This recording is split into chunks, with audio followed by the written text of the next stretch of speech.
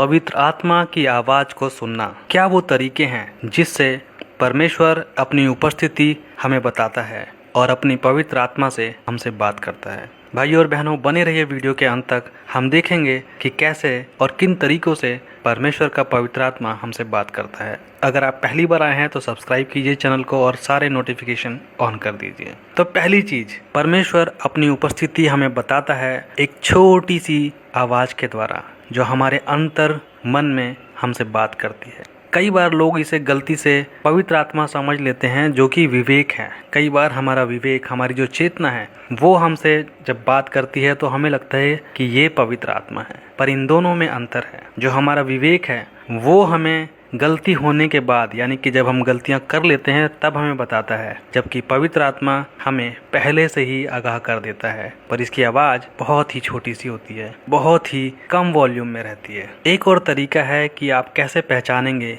कि ये पवित्र आत्मा की आवाज़ है, और वो ये है कि पवित्र आत्मा की आवाज़ हमेशा परमेश्वर के वचन से ही मैच करेगी। पवित्र आत्मा कभी ऐसा कुछ नहीं बोलेगी जो एक इंसान अपने दिमाग से सोच समझ के बोलता है, जैसा कि हमारी चेतना या फिर हमारा कॉन्शियस माइंड बोलता है। पवित्र आत्मा की आवाज़ हमेशा पवित्र शास्त्र बाइबल से मैच करता हुआ ही होगा। कभी भी वो उससे अलग नहीं हो सकता है, क्योंकि परमेश्वर का वचन कभी भी बदलता नहीं है। और परमेश्वर ने इसी तरीके से नबी एलिया से बात की थी। पहला राजा अध्याय 19 और उसका 12। फिर भूडोल के बाद आग दिखाई दी, तो भी यहोवा उस आग में ना था। फिर आग के बाद एक दबा हुआ धीमा शब्द सुनाई दिया। और यहाँ परमेश्वर नबी एलिया को एक और तरीका बताते हैं या फिर दिखाते हैं, और वहाँ पर वो अपने उपस्थिति के साथ साथ या अपनी उपस्थिति को होने को बताने के लिए एक धीमी सी आवाज़ जो उसे सुनाई देती है।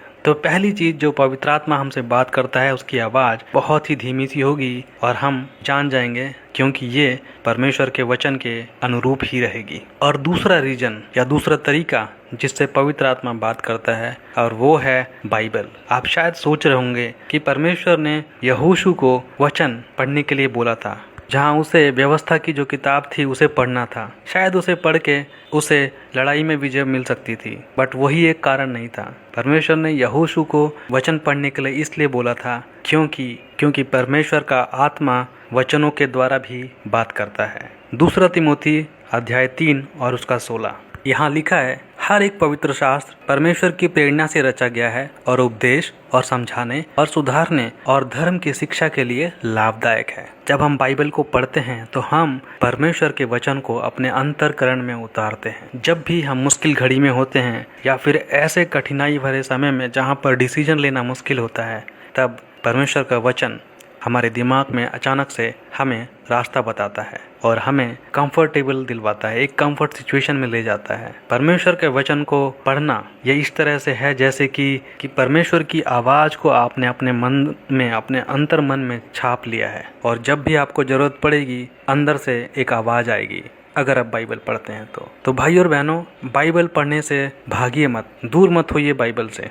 आज के समय में हमारे पास बाइबल अलग अलग तरीके से उपलब्ध है। बुक है, ऐप्स हैं, वेबसाइट्स हैं, बहुत तरीके से। यहाँ तक कि आप मुझे अगर यूट्यूब पे सुन रहे हैं तो बहुत तरीके से परमेश्वर का वचन आपके पास उपलब्ध है। नीति वचन 6 और उसका 21 से 23 और भजन संहिता 119 और उसका 105, वहाँ पर बताया जाता है कि कैसे परमेश्वर का वचन है या क्या है ये।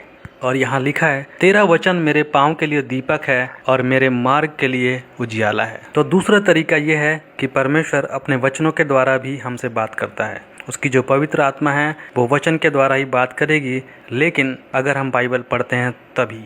और तीसरा तरीका जब परमेश्वर का पवित्र आत्मा हमसे बात करता है, और वो है कि डायरेक्ट उसकी आवाज़ एकदम क्लियर रहती है, जैसा कि प्रकाशित वाक्य अध्याय 14 और उसके 2 में है। यहाँ लिखता है, और स्वर्ग से मुझे एक ऐसा शब्द सुनाई दिया जो जल की बहुत धाराओं और बड़े गर्जन का सा शब्द था, और जो शब्द मैंने सुना वह ऐसा था मानो वीणा बजाने वाला वीणा बजाते हो। पहला सवाल जो बहुत सारे क्रिश्चियन लोगों के दिमाग में आता है कि हम कैसे परमेश्वर की पवित्र आत्मा को सुन सकते हैं, क्या करें जिससे हमें भी उसकी आत्मा, जो पवित्र आत्मा है, उसकी आवाज़ सुनाई दे।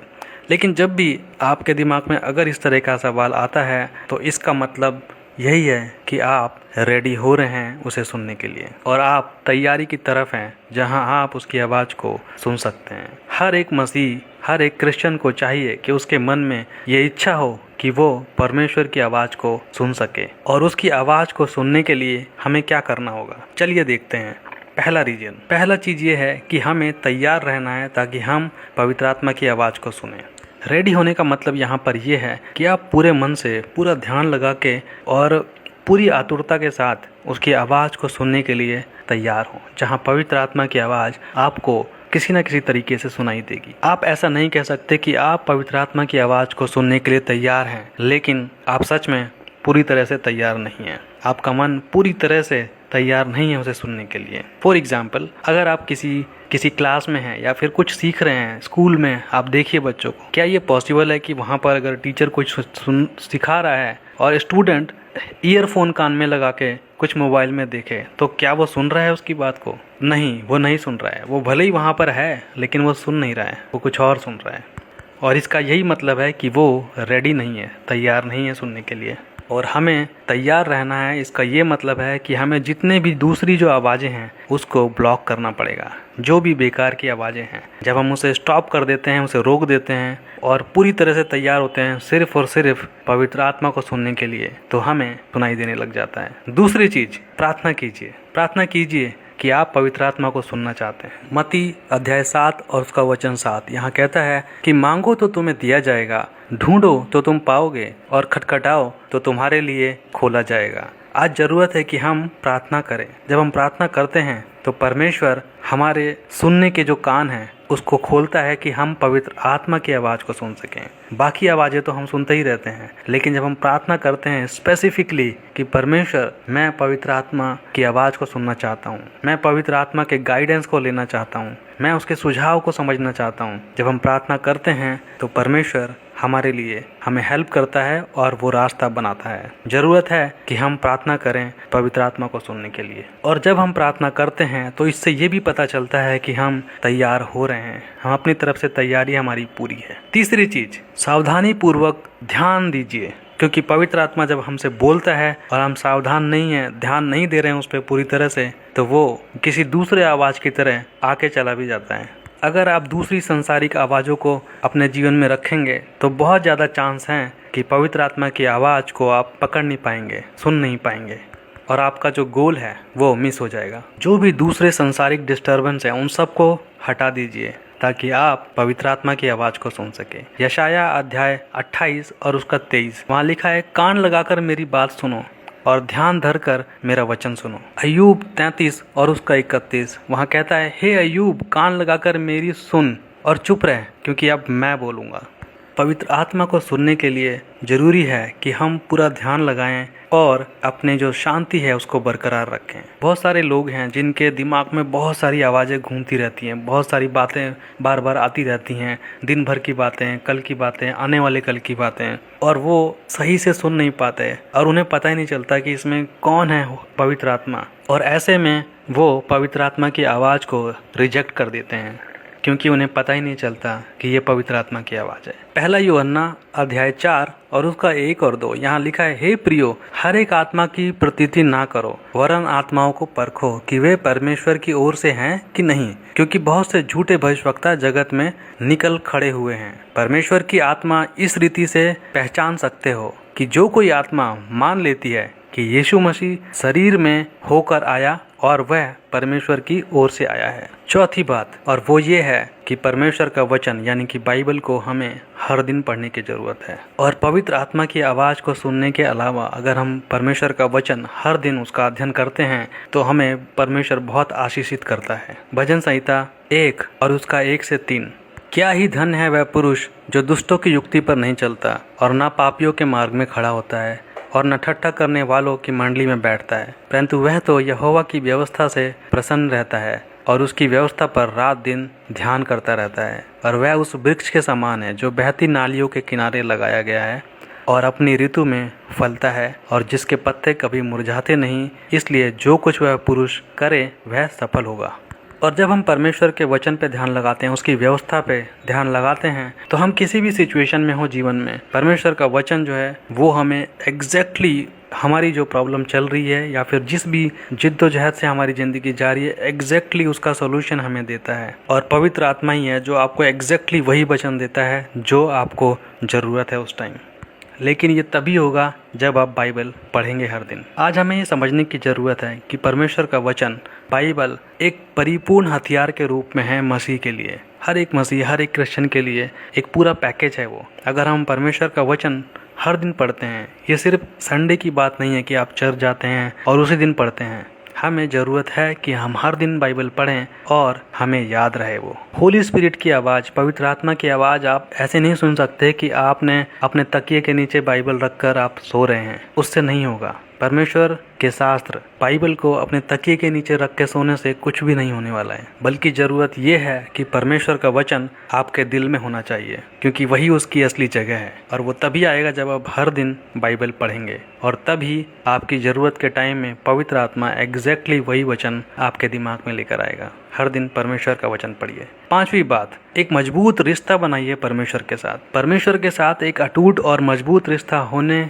से हमारा जो मसीह जीवन है वो तैयार हो जाता है पवित्र आत्मा की आवाज़ सुनने के लिए। ऐसे लोगों से बात कीजिए जो बहुत मजबूत हैं अपने विश्वास में, जिनका मजबूत रिश्ता है परमेश्वर के साथ। और उसके लिए ज़रूरत यह है कि सबसे पहले आप मसीह को अपने जीवन में आने दीजिए, क्योंकि यीशु मसीह ही एक रास्ता है जो हमें ले जाता है हमारी मंजिल तक। यीशु मसीह ही वो रास्ता है जो हमें परमेश्वर पिता तक ले जाता है। और जब तक यीशु मसीह आपके जीवन में नहीं है, पवित्र आत्मा और उसकी आवाज़ आप कभी नहीं सुन सकते। और प्रभु यीशु मसीह को अपने जीवन में लाने के बाद ज़रूरत ये है कि आप उससे पूरी तरह से जुड़े रहें। रास्ते में बहुत सारी कठिनाई आती हैं, अलग अलग तरीके से, इमोशनल, मेंटल, साइकोलॉजिकल और यहाँ तक कि फाइनेंशियल, बहुत तरह से सताव आते हैं हमारे जीवन में, जो शैतान डालता है कि हम प्रभु यीशु मसीह से दूर हो जाएं। पर ज़रूरत ये है कि इन सब सिचुएशन में हमें और कस के प्रभु यीशु मसीह को पकड़ के रखना है। हमारी पूरी कोशिश होनी चाहिए कि जब तूफान आता है तो यीशु मसीह हमारी नाव में ही रहे, क्योंकि जब ये तूफान हट जाता है तब पवित्र आत्मा की आवाज़ क्लियरली हमें सुनाई देने लग जाती है। और अगली बात कि हमेशा जब आप पवित्र आत्मा की आवाज़ को सुनते हैं तो उसको मानिए। अगर हम उसकी बात को नहीं मानते, उसकी आज्ञा को नहीं मानते, तो शायद अगली बार हम नहीं सुन पाएंगे। हम प्रार्थना तो करते हैं, हम चाहते तो हैं कि पवित्र आत्मा हमसे बात करे, हमें बताए उन बातों को, उन मिस्ट्री, उन रहस्यों को, लेकिन क्या हम तैयार हैं कि हम उसकी बात को मानेंगे भी जब वो हमसे बात करेगा? ज़रूरत है कि हम इस बात के लिए भी तैयार रहें कि जब पवित्र आत्मा हमसे बात करेगा तो हम उसकी बात को मानेंगे। और जब हम उसकी बात को मानते हैं, यानी कि जब हम उसके अनुसार अपने जीवन को चलाने लग जाते हैं, तो फिर पवित्र आत्मा लगातार हमारे जीवन का हिस्सा हो जाता है। उम्मीद करता हूँ भाई और बहनों कि हमने कुछ सीखा है आज, और आइए मिलकर हम लोग पवित्र आत्मा की आवाज़ को सुनें ताकि हर दिन प्रभु की भक्ति में लगे रहें। इसी के साथ मैं विदा लेता हूँ। आप सब पर प्रभु यीशु मसीह का अनुग्रह बना रहे। आमीन।